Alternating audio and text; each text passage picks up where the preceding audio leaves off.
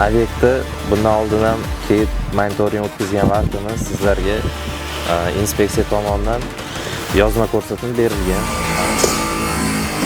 Qurilish obyektida texnika xavfsizligi talablari buzilishi yuzasidan chora ko'rildi. Ijtimoiy tarmoqlarda Kattaqo'rg'on tumani Kadan mahallasida barpo etilayotgan ko'p qavatli turar joy binosi qurilishi jarayonlari aks etgan video lavha tarqaldi. Video lavhada qurilish ishlari davomida texnika xavfsizligi talablariga rioya etilmayotgani, jumladan ishchilarning maxsus himoya kiyimlari va xavfsizlik vositalari bilan ta'minlanmaganligini ko'rish mumkin.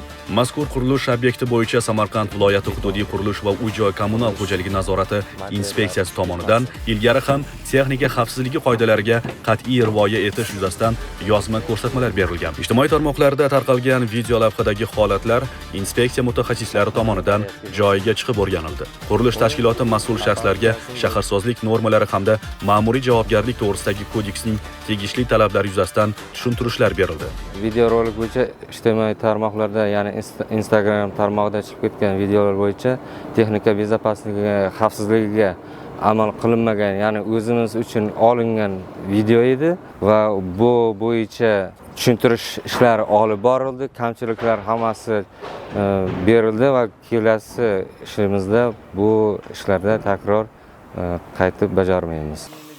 Olib borilgan o'rganishlar natijasiga ko'ra, inspeksiya ko'rsatmalarini o'z vaqtida bajarmagani uchun qurilish tashkiloti mas'ullariga nisbatan ma'muriy javobgarlik to'g'risidagi kodeksning 99-moddasi 1-qismiga muvofiq bazaviy hisoblash miqdorining 70 baravari miqdorida ma'muriy jarima qo'llanildi. Inspeksiya tomonidan qurilish obyektlarida mehnat va texnika xavfsizligi talablariga rioya etilishi yuzasidan nazorat ishlari doimiy ravishda davom ettiriladi.